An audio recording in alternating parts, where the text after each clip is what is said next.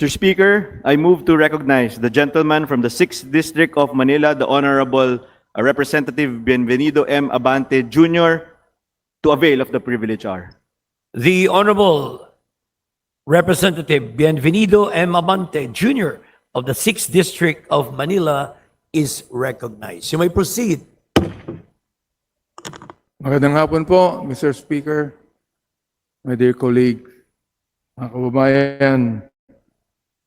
Ako po ay nagpapasalamat sa pagkakataon na ibinigay sa akin upang mailahad ko sa senaryong ito ang dapat na malaman ng taong bayan.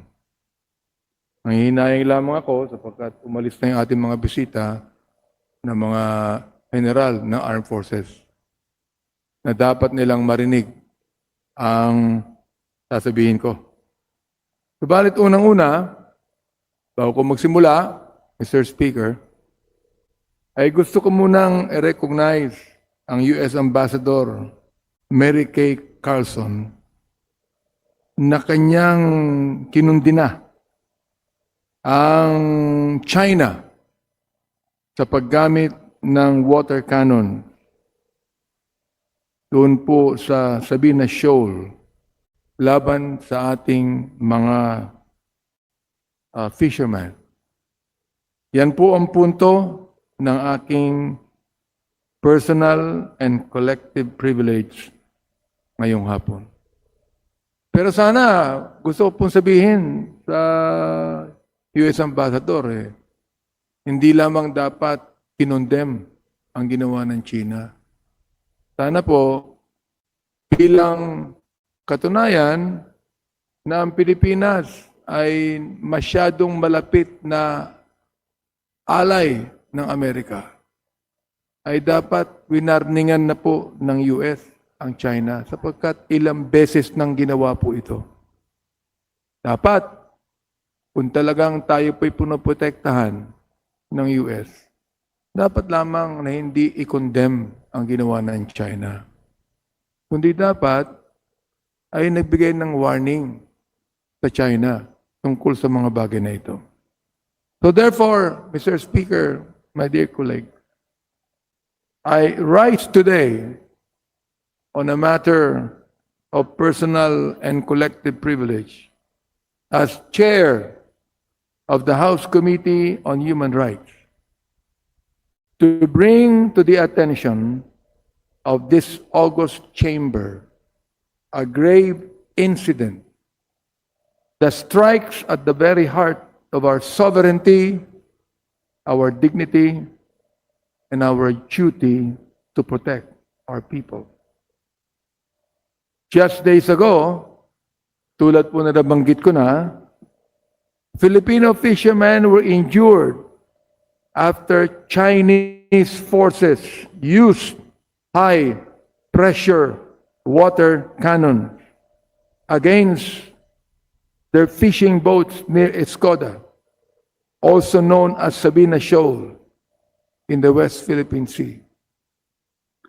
Let me be clear, Mr. Speaker. These were not military vessels. These were Filipino fishermen, civilians, whose only so-called crime was exercising their legitimate right. And I would like to repeat those words, Mr. Speaker. Legitimate rights to fish in our own waters. They were unarmed. They were earning an honest living. They were fishing within the Philippines' exclusive economic zone.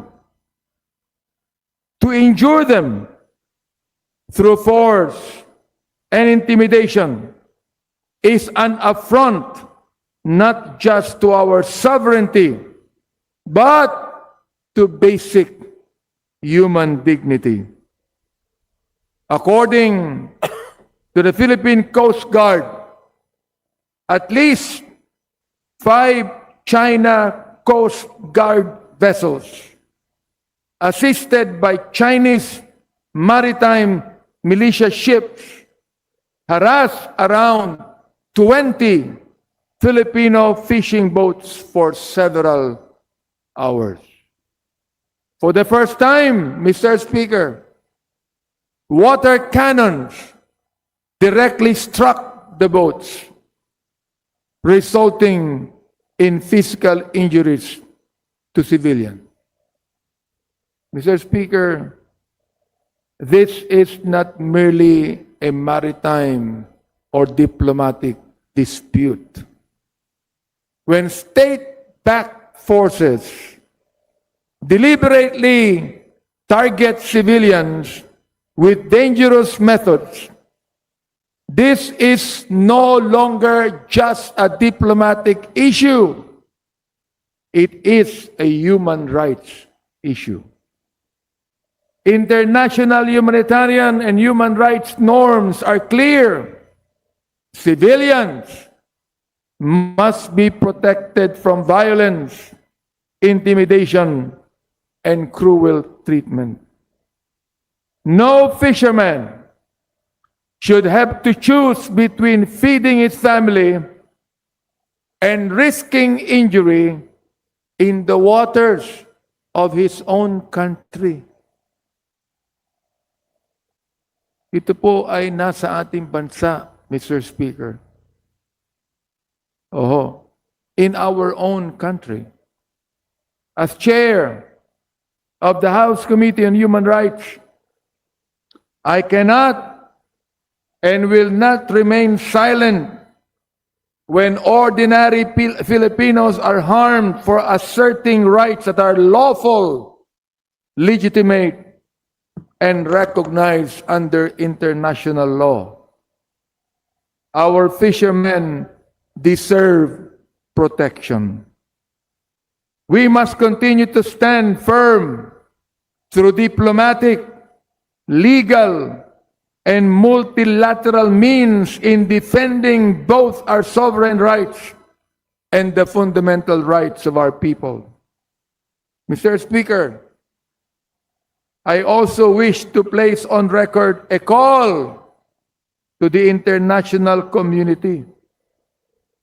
The deafening silence of the international community only emboldens abuse. The world must not close its eyes when in broad daylight, ordinary Filipinos are harmed simply for asserting their lawful rights. Tinatawagan ko po ang international community na magsalita naman tungkol dito. Hindi lang po tayong mga Pilipino, kundi sila na nangunguna at tinatawag nating karapatang pantao.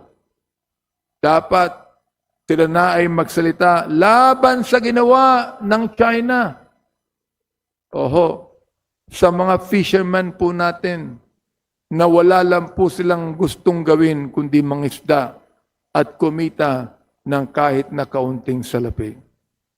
This house, ito pong House of the People, meron po tayong responsibility, Mr. Speaker, to speak, to document, and to stand with our people. Kaya po ako nakatayo dito upang sabihin ko ito sa inyo. At upang sabihin din po natin sa DFA, napakarami ng note verbal, napakarami ng mga notices, napakarami ng mga dokumento ang ginawa ng DFA. Pero wala na tayong dapat na gawin pa. Our fishermen are not combatants. They are civilians. They are Filipinos. And they deserve justice, protection, and the full defense of this republic. Ipaglaban po natin sila.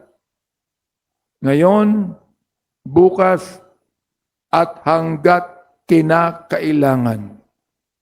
Sobrang abuso na po ang ginagawa ng China. Palibhasa, Walang paniniwala yan sa Diyos. Walang paniniwala sa human rights. At walang paniniwala sa tinatawag nating compassion. Kaya ngayong hapong ito, Mr. Speaker, ay gusto ko pong sabihin sa China, tama na. Masyado na kayong ginawang pambubuli sa amin eh. Tama na. Napakalaki niyong bansa at nagmamayabang kayong mayaman kayo. Pati ang Pilipinas na napakaliit, ang Pilipinas na wala lamang gustong gawin, kundi pagtanggol ang kanyang kasarinlan, kundi protektahan ang tubig na tayo ang nagmamayari. Nais ko pong sabihin sa mga China, tumigil na po kayo. Sobra na po ang ginagawa ninyo. Nang aapi na po kayo. Maraming salamat po, Mr. Speaker, sa aking mga kasamahan dito. May God bless us all at ang buong bansang Pilipinas. Thank you, the Honorable Bienvenido Bishop Abante Jr.